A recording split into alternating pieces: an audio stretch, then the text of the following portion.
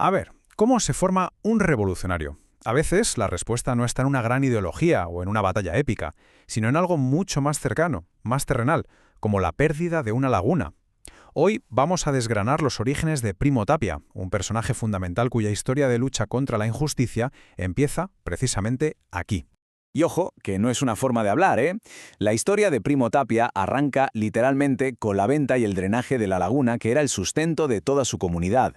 Este acto, este despojo, fue la primera piedra de todo lo que vendría después.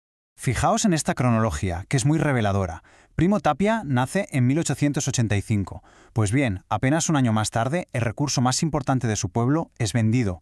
Toda su juventud la vive bajo la sombra de esa pérdida, una experiencia que, como vemos, lo define por completo, llevándolo a dejar el seminario y finalmente a marcharse del país. Vale, para entender al hombre, primero tenemos que entender el lugar. Y esta historia empieza con la ciénaga de Zacapu, que eran ni más ni menos el corazón económico y cultural de las comunidades purépechas de toda esa zona. Y aquí llega el momento que lo cambia todo. En 1886, en pleno porfiriato, una decisión política le arrebata a la comunidad su forma de vida. Se vende una parte enorme de la ciénaga y otra se entrega a intereses privados, con la supuesta condición de rehabilitar el terreno. Y sobre esa laguna desecada, ¿qué apareció? Pues la Hacienda de Cantabria. Pero esto no era solo una finca gigante, era un sistema económico totalmente nuevo, que se levantó sobre las ruinas del modo de vida anterior y que, por supuesto, dependía de la mano de obra de la misma gente a la que le habían quitado la tierra. Claro, la llegada de la hacienda lo transformó todo de una manera radical. Fue como una sombra que se extendió y redefinió por completo cómo se vivía en Naranja y en todos los pueblos de alrededor. El contraste entre el antes y el después fue brutal. Se pasó de una vida de autosuficiencia, basada en recursos comunes como la pesca, a un sistema de dependencia total. El trabajo se convirtió en una obligación por un salario. Y para rematarlo, la famosa tienda de raya, que no era otra cosa que un mecanismo para mantener a los trabajadores endeudados de por vida. Y para los pocos que aún tenían medios para cultivar, la cosa no era mucho mejor.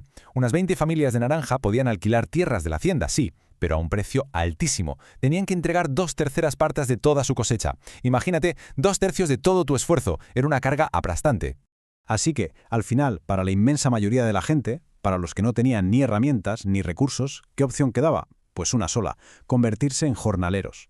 Vender su trabajo por un sueldo de miseria en la misma tierra que una generación antes les había pertenecido.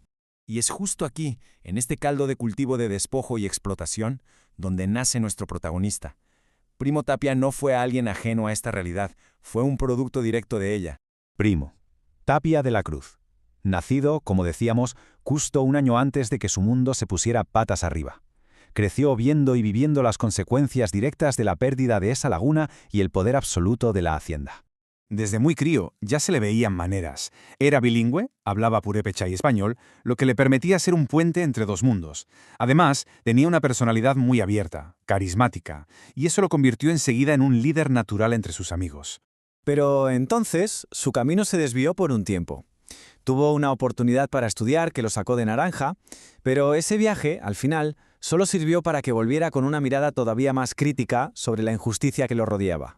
Con 13 años lo mandaron a un seminario. Allí estudió latín, historia, ciencias, pero después de 4 años su espíritu rebelde chocó con la institución. Abandonó los estudios y desarrolló un fuerte pensamiento anticlerical. ¿Y qué hizo? Volver a casa, a vivir en carne propia lo que era ser jornalero en las haciendas. Claro, su regreso a Naranja no fue el final de la historia, fue más bien la chispa que necesitaba para dar el siguiente gran paso de su vida.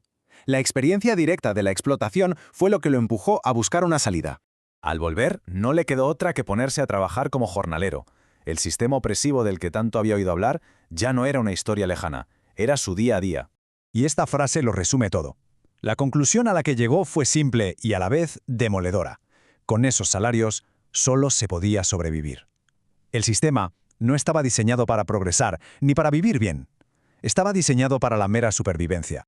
Y así, en 1907, con 22 años, tomó la decisión que lo cambiaría todo. Como no veía ningún futuro posible en Michoacán, se subió a un tren con destino a Los Ángeles. No iba tanto en busca de un sueño, sino más bien huyendo de una pesadilla. El niño que vio cómo le robaban la laguna a su pueblo era ahora un joven que buscaba un nuevo horizonte. Pero esta huida no era el final, era el verdadero comienzo de su formación como líder. La pregunta que nos queda en el aire es, ¿qué lecciones iba a aprender en Estados Unidos que lo traerían de vuelta para luchar por esa tierra que le fue arrebatada?